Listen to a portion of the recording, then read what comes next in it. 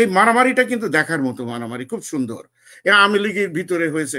আমি তো গত ইলেকশনে বলছি, এক মুজিব কোর্ট আর এক মুজিব কোর্টের বাড়ি আগুন দিচ্ছে, এক মুজিব কোর্ট আর এক মুজিব কোর্টকে দাবর দিচ্ছে, কিভাবে সুন্দরভাবে আরেকজনকে হুমকি দিচ্ছে ছাড়বে না। আর আমি ওই সময় বলছি, খবরদার তোমরা যারা গ্রামগঞ্জে আওয়ামী লীগ করো, কোনো ছাড় দিও না, ঢাকা বলে লুটপাট হয়ে গেল, আর তোমরা কি করছো দেখবা, গ্রামে তোমরা শুরু করে দাও লুটপাট, কোনো অসুবিধা নেই। তো লুটপাট করতে হলে কার বাড়ি টাকা আছে? টাকা তো আওয়ামী লীগের হাতে, এই উপজেলার চেয়ারম্যান বলেন, মেম্বার আছে, সুতরাং তোমরা লুটপাট করে কিছু আদায় করো, কারণ এটা তো লাস্ট টার্ম। আমি সর্বপ্রথমে এই বিষয়ে কথা বলার জন্য প্রফেসর ডক্টর শওকত আলীকে অনুরোধ করছি। তো এই অঞ্চলকে আমরা বলি ব্রেড বাস্কেট। এখানকার ফল মূল সমস্ত জিনিস যদি ঢাকায়, বহুবার আমরা এটা বলেছি, তাহলে ঢাকা হাহাকার হবে। এমনকি ফুল, যেটা আমার যশোরের সব থেকে 40 কোটি টাকার ফুল একদিন বিক্রি হয়।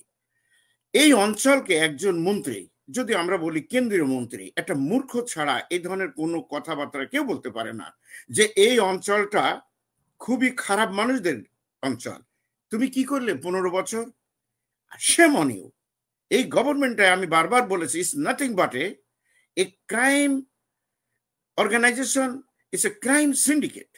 স্বরাষ্ট্রমন্ত্রী এই কথা বলতে পারে? আচ্ছা ভাই, যে লোকটা মারা গেছে তার সম্পর্কে যদি বলা হয়, আপনারা দেখেন তার সম্পর্কে কি বেরোচ্ছে, ইন্টারপোল তাকে খুঁজে বেড়াচ্ছে, 17টা মামলা রয়েছে তার বিরুদ্ধে, খুন, হত্যা, রাহাজারি, ধর্ষণ। আওয়ামী লীগ সবগুলো তাকে মাফ করে দিল, আর দোষ হলো ওই অঞ্চলের মানুষ। একটা মূর্খ ছাড়া এই ধরনের কথাবার্তা বলতে পারে না। আমি খুব শক,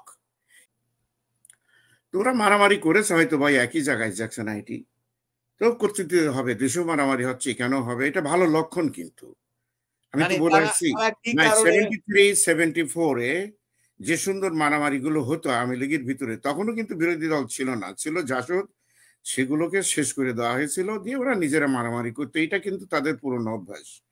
আর এই মারামারিটা দেশে বিদেশে আরো প্রকট হবে এই কারণে যে আমি বলেছি যে শেখ হাসিনার এটা হলো লাস্ট টার্ম। আপনার গত ইয়েতে আপনি এগুলো ভাইরালও করেছেন। তো এই লাস্ট টার্ম হলে খাওয়া খাই বেশি বেড়ে যায়, অর্থ পাচার বেশি হয়, চুরি ডাকাতি আরো বাড়ে।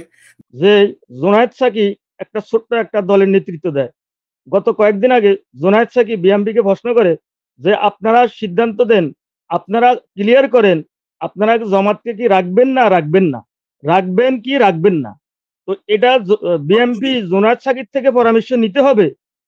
এটা কি ধরনের কথা? আমি এটা বুঝতে চাই। আসসালামু আলাইকুম ওয়া রাহমাতুল্লাহ। কথাটার অর্থ কি, মানে এই কথাটা কি বুঝাইছে? রাখলে ভালো, উনি বলছে আর কি যে উনি বামপন্থীরা বিএমপির সাথে আছে, ডাইনপন্থী জামাতকে বিএমপির সাথে যেন না রাখে। উনি এটা বুঝাইতে চাইছে বিএমপি কে, এটা ক্লিয়ার করার জন্য। বিএনপির ভিতরে যে সমস্যাটা এবং জামাতের সাথে সম্পর্ক,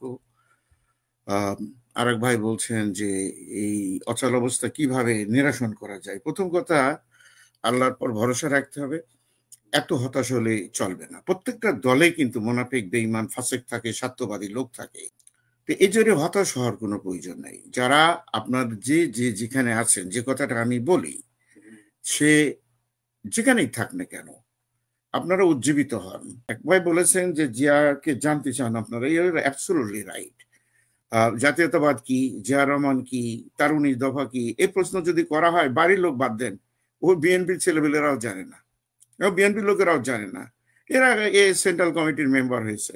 অনেক সময় আমরা যখন বক্তৃতা দিই, ওরা উঠে দাঁড়িয়ে, স্যার তো খুব ভালো বলছে, স্যার কি বিএনপির বাইরে থাকবে কেন, স্যারের একটা বড় অ্যাডভাইজার দিয়ে দেয়। রে ভাই, আমরা যেটুকু শিখেছি শহীদ রাষ্ট্রপতি জিয়ার সাথে খাওয়া দাওয়া, ওঠা বসা, তাকে দেখেছি আমরা যে উনি কত নেয়নি। দেখেন, একটা উদাহরণ আমি দিই। শিল্পকলা একাডেমিতে একটা মিটিং হচ্ছিল, আমাদের দৈনিক দেশের এবং বাংলাদেশের প্রখ্যাত একজন ফটোগ্রাফার মানুমঞ্চী, উনি ক্যামেরাটা ধরেছিলেন প্রেসিডেন্টের সামনাসামনি।